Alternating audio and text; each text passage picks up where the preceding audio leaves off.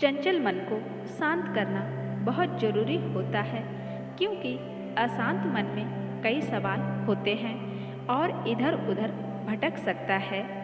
हम सभी जानते हैं कि व्यक्ति का मन बहुत चंचल होता है।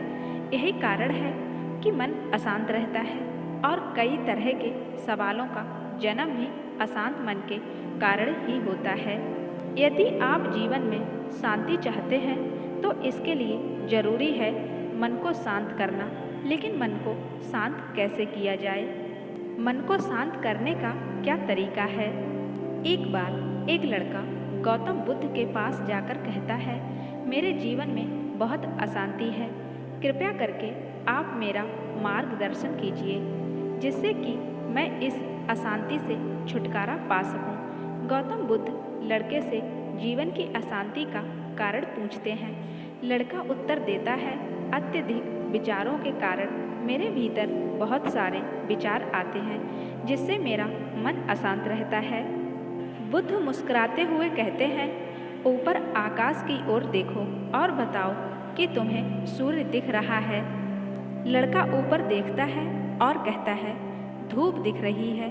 बुद्ध उससे पूछते हैं कि अगर तुम लगातार धूप में खड़े रहोगे तब क्या होगा? वह कहता है, मुझे अत्यधिक गर्मी लगेगी और शरीर में बेचैनी होगी। बुद्ध लड़के से कहते हैं कि अगर धूप में खड़े रहने से तुम्हें गर्मी लगती है तो इसमें दोष किसका है, सूर्य के ताप का या तुम्हारा?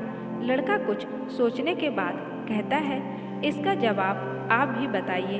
बुद्ध कहते हैं, सूर्य का काम है ताप देना और ताप का काम है गर्मी लगना। ऐसे में तो दोष तुम्हारा ही है कि तुम धूप में जाकर खड़े हुए जिससे कि तुम्हें गर्मी लगी। तुम्हें अगर शीतलता चाहिए तो तुम्हें छांव में रहना होगा। ठीक इसी तरह चंचल मन का भी स्वभाव होता है विचारों और भावनाओं को जागृत करना। विचार क्षण भर के लिए होते हैं, लेकिन विचार से पैदा हुई भावनाएं देर तक टिकी रहती हैं। लेकिन यह तुम्हें निर्णय लेना है कि तुम्हें विचार और भावनाओं के साथ चलना है या अलग दिशा बनानी है। बुद्ध कहते हैं, मन को शांत करने के लिए तन के आयाम पर काम करना सबसे आसान तरीका है। शरीर के स्तर पर हमारी कर्मेंद्रियाँ और ज्ञानेंद्रियाँ हैं। कर्मेंद्रियाँ कर्म और ज्ञानेंद्रियाँ ज्ञान से जुड़ी होती हैं। इससे हम अपनी संवेदनशीलता को बढ़ा सकते हैं, यानी हम जो भी काम करें उसे आनंद के साथ करें। मन के आयाम से हटकर तन के आयाम पर जाने से ही तुम्हारा चित्त शांत होगा। ऐसा करने से तुम मन के आयाम से हटकर शरीर के आयाम पर आ जाओगे।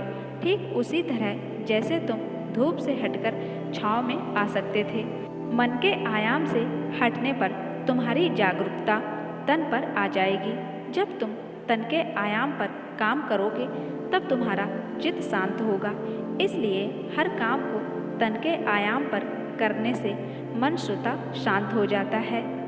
लड़का बुद्ध से कहता है, अपने भीतर के सुर को कैसे सुने?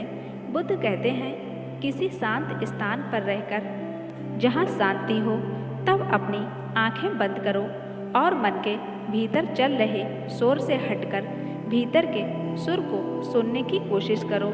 सुर निरंतर चलता रहता है, लेकिन बाहर के शोर के कारण तुम अपने मन के भीतर चल रहे सुर को नहीं सुन पाते हो। जब तुम अपने दोनों कानों को अपने हाथों से बंद कर दोगे तभी मन के सुर को सुन पाओगे। इस तरह तुम मन की अशांति से दूर हो जाओगे और तुम्हारा मन शांत हो जाएगा।